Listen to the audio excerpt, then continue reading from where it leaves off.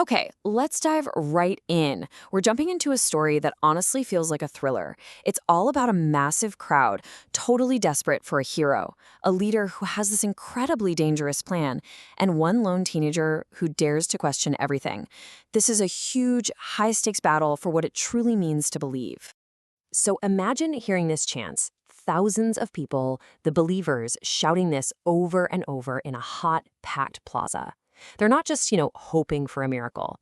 They are demanding one. They genuinely believe they can force the Savior to come back to Earth and just fix everything for them.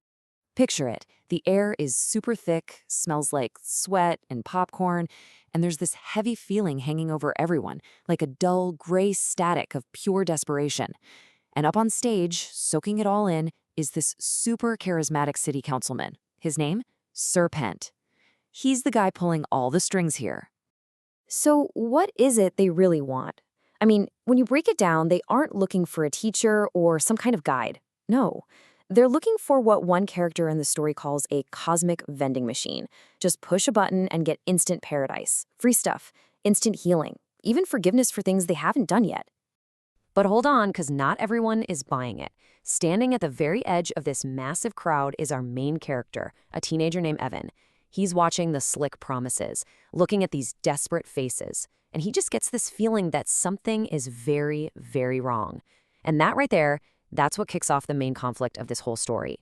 And this slide right here, this is the heart of the whole conflict. It's two completely opposite ideas crashing into each other. Sir Pent is selling this passive fantasy, right? Just wait around, do nothing, and paradise will be served to you on a silver platter. But Evan fires back with something totally different. Salvation isn't something you wait for, it's something you have to build inside yourself. It's all about active growth, not just passively waiting for a handout. So when Evan challenges him, Sir Pent doesn't back down. No. He doubles down. He takes all that impatience from the crowd and twists it into a truly wild and honestly a really dangerous new idea. And there it is. This is the moment that should just make you go, wait, what? Sir Pent basically says, hey, if things aren't bad enough to get the Savior's attention, well, maybe we should just make things worse. He is literally suggesting they should break the world on purpose to force someone else to show up and fix it. It's insane. And he actually presents this as a logical three-step plan. It's built on this completely twisted logic. He's arguing that to get the ultimate good, they have to actively create more bad. He's literally weaponizing their desperation, convincing that causing more suffering is somehow a righteous and noble mission. So the whole public rally thing suddenly shrinks. It becomes this direct one-on-one confrontation. Sir Pent actually steps off the stage to talk to Evan, and in this quiet, whispered conversation, the masks come off completely. And boom, Sir Pent just admits it. Away from all the cheering and the chaos, he drops the act and tells Evan the cold, hard truth. His entire movement, this whole thing, is built on lies. He knows that if people knew what he was really up to, they'd never, ever follow him.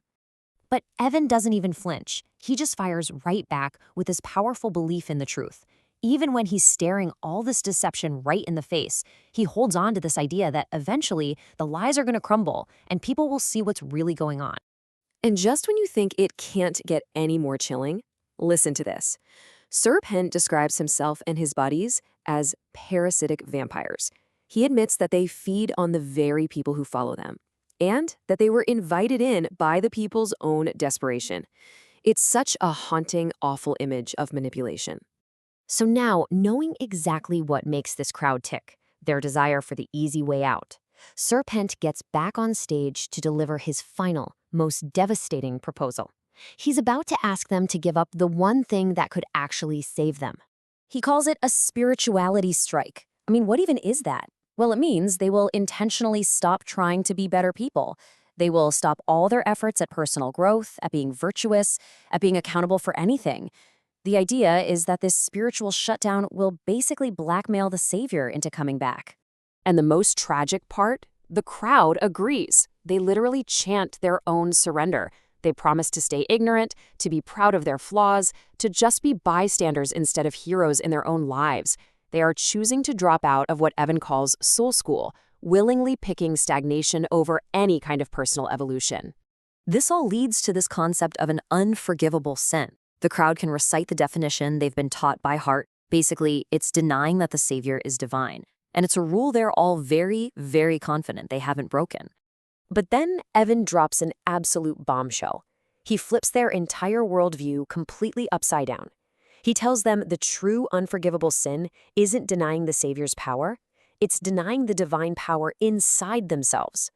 By believing only one person can work miracles, they've rejected the very spiritual potential they were meant to grow and use. And so this whole story really comes down to this one moment. After all the arguments, all the manipulation, all the shocking truths, the crowd is left with a final, very stark choice. And their answer, well, it reveals everything about them. This one quote just says it all, doesn't it? The crowd basically admits they don't want the responsibility that comes with real spiritual power. They don't want to do the hard work the Savior did. They just want the rewards. They're asking for a permanent vacation from growth, from effort, from becoming more than what they are. And as the crowd roars its approval for the spirituality strike, Evan makes his own choice.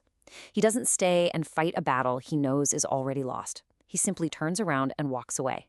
And in that moment, he's this single, solitary point of light, choosing his own, much harder path against a rising tide of darkness.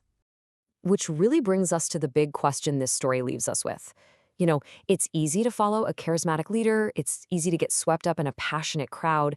It's so much harder to stand alone and trust your own gut, your own inner voice. So what is the real cost of thinking for yourself? And is it a price you're willing to pay?